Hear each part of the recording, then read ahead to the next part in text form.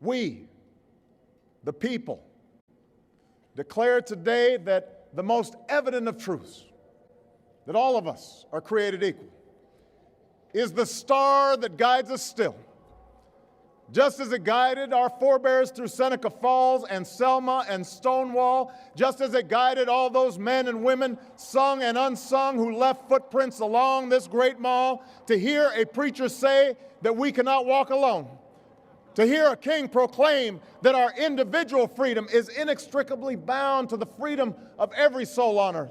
So today we welcome Stonewall and Christopher Park into the family of the Grand Canyon, of Yosemite, of the Statue of Liberty, of America's most important places, and that this story is a key component to the American experience.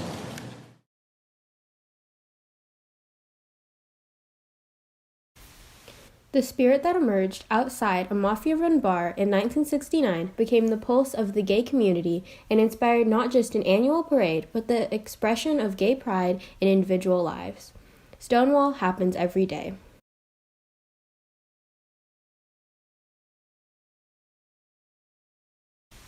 Police raided the Stonewall Inn, a homosexual bar located in Greenwich Village, New York. The people in the village and the bar patrons decided they had enough of the treatment of the homosexual community and resolved to riot against the police force. These riots lasted 6 days and brought attention to widespread discrimination against the homosexual community. I must say, when it was all over, I sat on one of the stoops, and riots have a smell, and riots have a look, and the aftermath of the riot was very beautiful. The sun was going to come up. The street was littered with broken glass. It looked like diamonds. It looked like it was going to be our only reward, this beauty, for what we did. But I thought... Through acts of protest and conflict with law enforcement, the Stonewall riots became a catalyst for LGBTQ+ rights, ultimately leading to the process towards equality for many Americans. The LGBTQ+ movement scarcely existed before the Stonewall riots. Many homosexual people kept a secret about what they did because they were worried about the consequences of their actions. A few gay rights organizations that existed before the Stonewall riots were the Mattachine Society, One Inc., a magazine company, and the Daughters of Bilitis. The Mattachine Society was established in Los Angeles, California in 1950. This group was led by Harry Hay and was the first organization that promoted the rights of homosexual males. In 1952, a homosexual organization known as One Inc.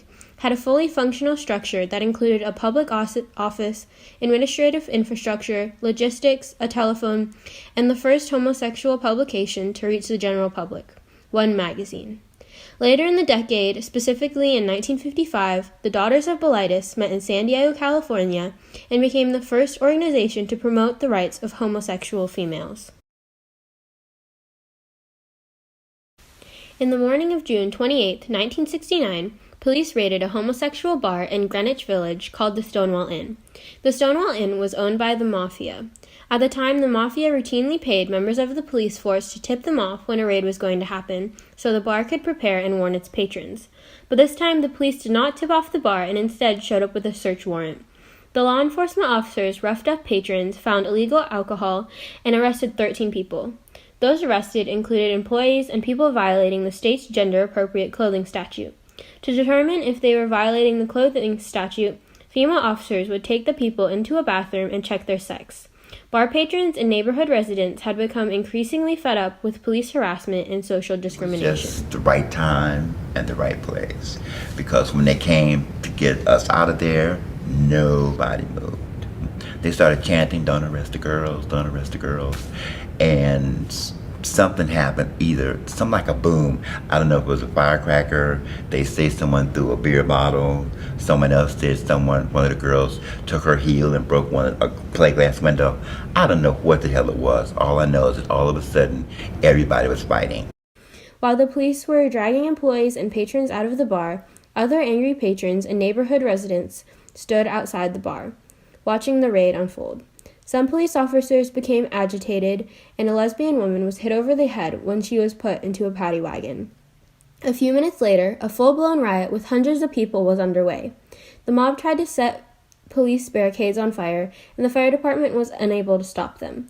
That night, it all changed. Now, whenever you use or you're around a barbecue and you smell lighting fluid, remember the Stonewall, because all the air around here that night smelled like lighting fluid.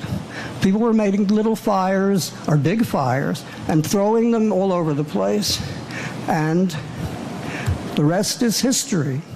These riots continued for 5 more days and spread into Christopher Street in front of the Stonewall Inn, neighboring streets, and Christopher Park. What happened here on that warm summer night at 1:15 a.m. when police raided the Stonewall Inn served as a tipping point.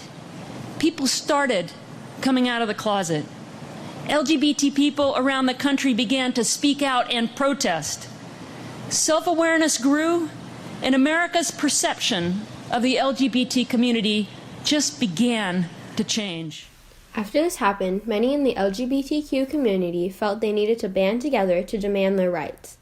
This riot may not have been the first revolt against police persecution of homosexual behavior, but it is most dramatic and served as a catalyst for future movements.